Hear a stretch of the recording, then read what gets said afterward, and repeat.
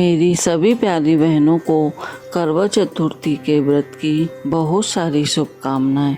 माता पार्वती और माता करवा की कृपा से आप सभी का अखंड सौभाग्य प्राप्त हो। इसी मंगल कामना के साथ मैं आप सभी को करवा चतुर्थी की व्रत कथा सुनाती हूँ। करवा चतुर्थी व्रत कथा। कार्तिक बदी चतुर्थी को करवा चौथ कहते हैं। इसमें गणेश जी का पूजन व व्रत सभी सुहागिन स्त्रियां अपने पति की दीर्घ आयु के लिए करती हैं। प्राचीन काल में द्विज नामक ब्राह्मण के 7 पुत्र और एक बीरावती नाम की कन्या थी। बीरावती ने प्रथम बार करवा चौथ का व्रत रखा। व्रत के दिन वह भूख और प्यास से व्याकुल होकर पृथ्वी पर मूर्छित होकर गिर पड़ी। तब सब भाई यह देखकर रोने लगे और चिंतित हो गए और उन्होंने उसका मुंह जल से धुलाया और एक भाई बट के वृक्ष पर चढ़कर चलनी में दीपक रखकर बहन से बोला कि देखो चंद्रमा निकल आया है।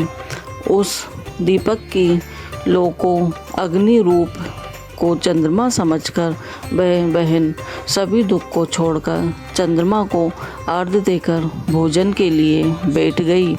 जैसे ही वह भोजन करने लगी, पहले कोर में बाल निकला और दूसरे कोर में छींक आई। तीसरे कोर में ससुराल से बुलावा आ गया। ससुराल में पहुंचकर उसने देखा कि उसका पति मृत पड़ा हुआ है। संयोग से वहां इंद्राणी आई। उन्हें देखकर वह विलाप करते हुए बोली। बीरावती बोली, हे माँ, ये किस अपराध का मुझे फल मिला है?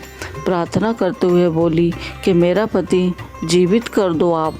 इंद्राणी ने कहा, तुमने करवा चौथ के व्रत में बिना चंद्र उदय के चंद्र को अर्घ्य दिया, ये सब उसी के परिणाम स्वरूप आपको फल प्राप्त हुआ है।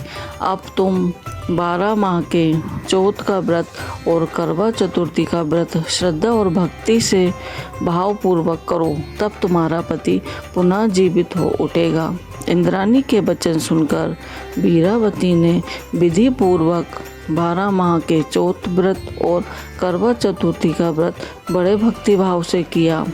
व्रत करने से उसको व्रत के प्रभाव से उसका पति पुनः देवता सहर्ष जीवित हो उठा। उसी दिन से यह करवा चौथ मनाई जाती है और व्रत रखा जाता है।